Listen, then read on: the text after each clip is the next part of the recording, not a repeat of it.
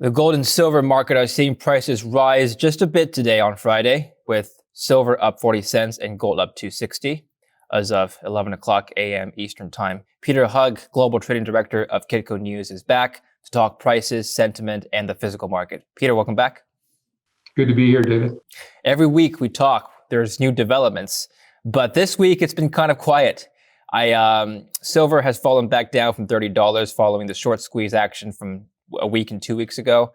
Has the focus for investors now shifted back to gold, do you think, Peter? Are you seeing that in the price action today? No, I think there's still demand from the retail side, especially in North America, for both gold and silver. I think what's quieted down this week is that investors are starting to get a little price shy and chasing these premiums because of what happened a couple of weeks back. As I mentioned, it's going to take a while for dealers to rebuild inventories. And as a result, premiums on silver product, like coins especially, are north, in some cases, north of $10, similar to where they were in March of 2020. Gold premiums, there's a little bit of a different story there, but the gold premiums on buffaloes and eagles I've seen dealers as high as $175 over spot. Now, for the gold buffaloes and gold eagles, and to some extent the silver eagles, the U.S. Mint is doing a switchover, and my understanding is that they've stopped producing buffaloes, so there's no new minted buffaloes on the market. I mean, you might find the odd dealer has a few left in inventory. Eagles are going to be stopped. 1 ounce going to be stopped being produced today. And then there's going to be a hiatus as the U.S. Mint gears up production and produces 2021 gold eagles and silver eagles with the new obverse design. That's not anticipated from a supply perspective to hit the market probably until April. So you're going to have this window here, possibly 6-week, 4-week window. I do anticipate dealers will pre-sell it once they know their allotment, where there's going to be a considerable tightness or a continued tightness in both the gold and silver coin market in the U.S. Gold maple leafs are still somewhat readily available, and even though they're trading, based on our price points, about $40 below eagles and buffaloes, there doesn't seem to be a lot of offtake from a U.S. investor's perspective. Again, that always confuses me why you wouldn't buy a 4/9 gold coin as opposed to a 22 karat gold coin. But so there are still some gold maples available at, we'll call them, reasonable premiums given the current situation. But overall, the market is tight, both in gold and silver, and I don't anticipate that tightness is going to abate for probably could be as long as 3 months. Okay, yeah, I spoke to somebody from the Perth Mint not too long ago, and he said pretty much the same thing. Premiums will remain elevated, with demand continuing to stay elevated as well.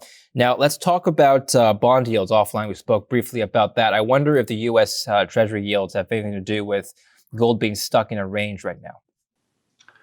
Well, we had the 10-year at 105 at the beginning of the week. This morning it touched 120, or just shy of 120. So that created a little bit of strength in the U.S. dollar. I have to tell you, I'm not impressed with the strength in the U.S. dollar with the 10-year at 1.2. So I think it's a short-term event, and I do believe the dollar will continue its downtrend. There's just been a lot of sort of mixed signals in this market over the past week.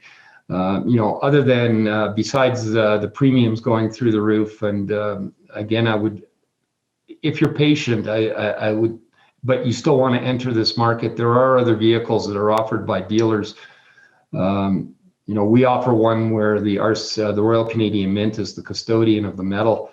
Again, it's a matter of you have comfort in that type of a position. You can enter the silver market at about a 60-cent premium to spot, and gold at give or take about a $30 premium to spot. as opposed to paying $170 for coins and $8 to $10 for coins in silver. And then you have to be patient. And somewhere down the road, this market is going to quiet down. And within that window, inventories will start to build and dealers will come down with their premiums, and then you can swap for your physical product if that's your end goal.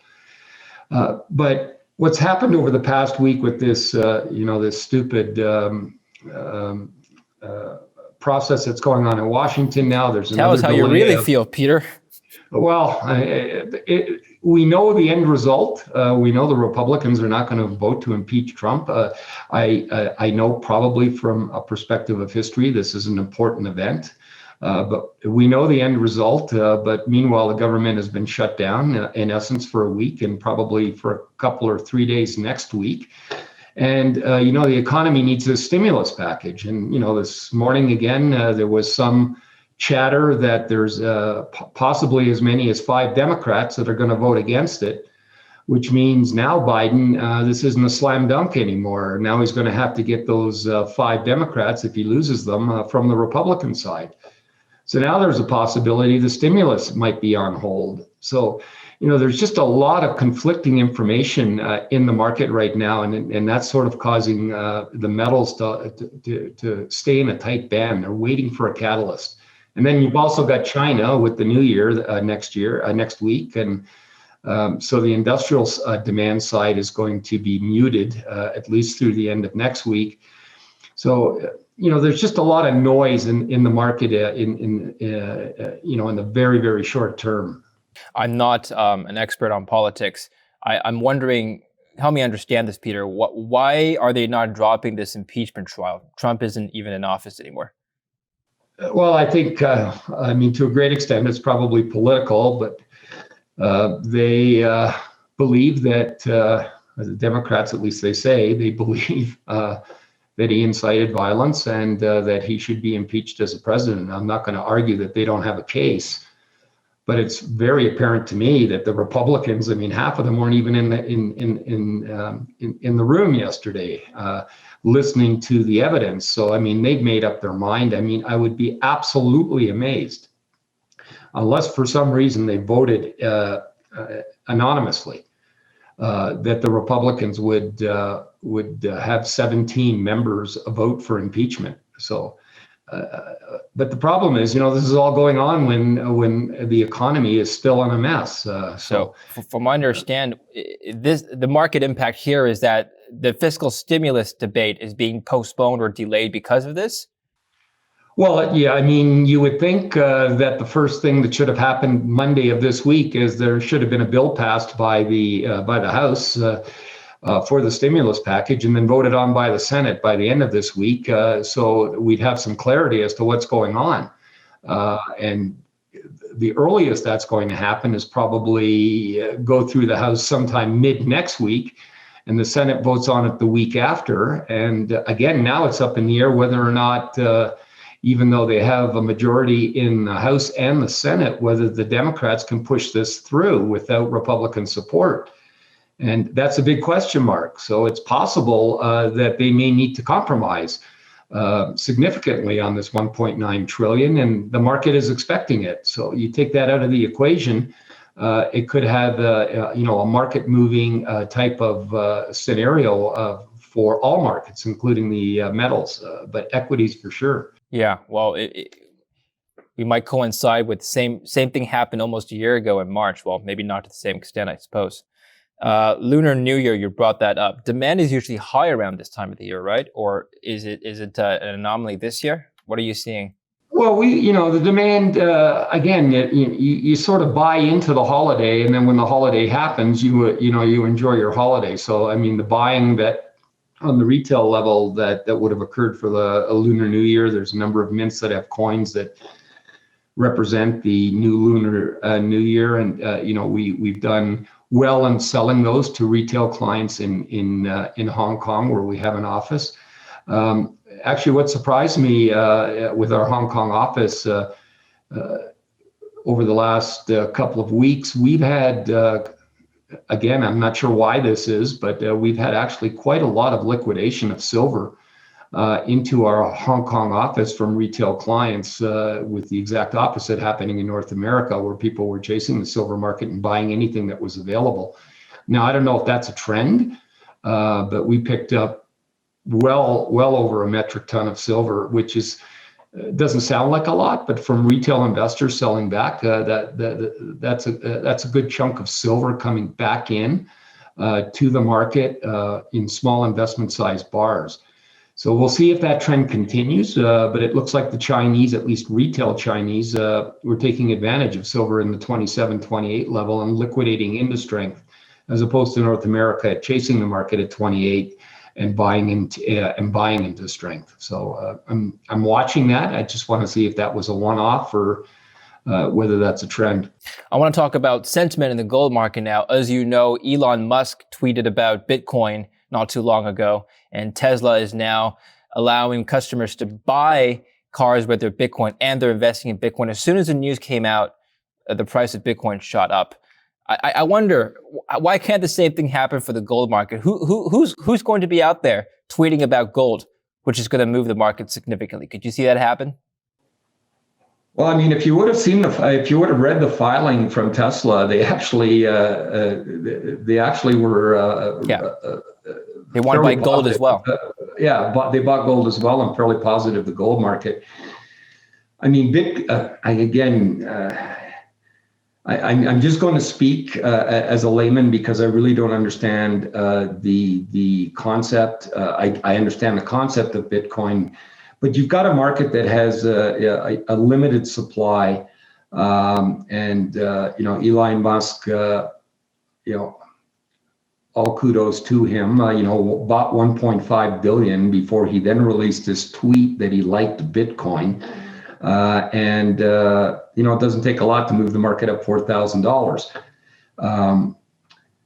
I just don't think you can do that in gold. I mean, you had, what's his name, Warren Buffett. He came out and loved gold. I'm not sure when he said it, where the price was.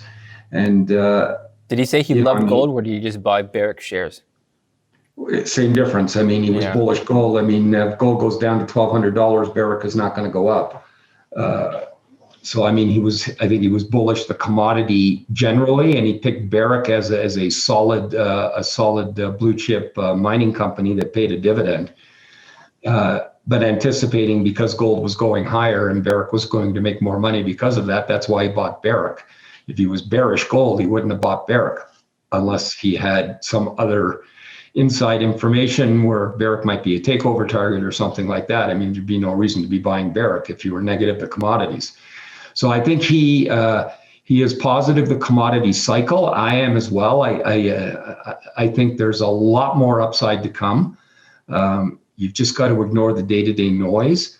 But for somebody to come out and say, I think gold's going to be at $5,000 an ounce, and that comment alone moving it up there is just not possible in a market that's as big as the gold market. Right. You have to have every single billionaire hedge fund investor and industrialist in the world coming out and saying gold's going out to $5,000. Maybe that'll inspire people to go out and buy it. We're in a bull cycle here in the commodity space generally. That's my opinion. And the blow-off stage in a commodity bull cycle is nowhere near in sight. And you would think that, well, we had the blow-off stage from 1,400 gold last March to 2,200. That was not a blow-off stage. That was just a fear trade. And now gold has settled in and it's holding sort of the 1,800, 1,850 range. That if the cycle is still in a bull phase, and I believe it is, and I think commodity cycles run anywhere from 7 to 10 years. At best, we're a year into this cycle, maybe 2. So the best is still to come, and it's usually at the very end of the cycle where you get a blow-off stage, and then everything gets recalibrated, and then you end up going back into a bear market. So we're not even near that top. It is frustrating when you're an investor looking at gold sitting at 1,800 and watching Bitcoin take off and watching the equity market continue to run, feeling that you've made a bad investment.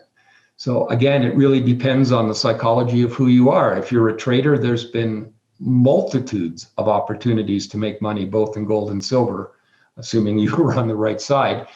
But for an investor, again, if you've got a portion in your portfolio in metals, just don't look at it every day. I mean, I honestly believe that we're at the beginnings of a commodity cycle that will eventually culminate in inflation considerably higher than where we are now. And until the central banks start to tighten monetary policy, you have to be bullish the commodity cycle. And there is no visibility at all that they're looking to do that until at least sometime mid-2022. So we've got plenty of time of this liquidity being in the market and continuing, if not increasing.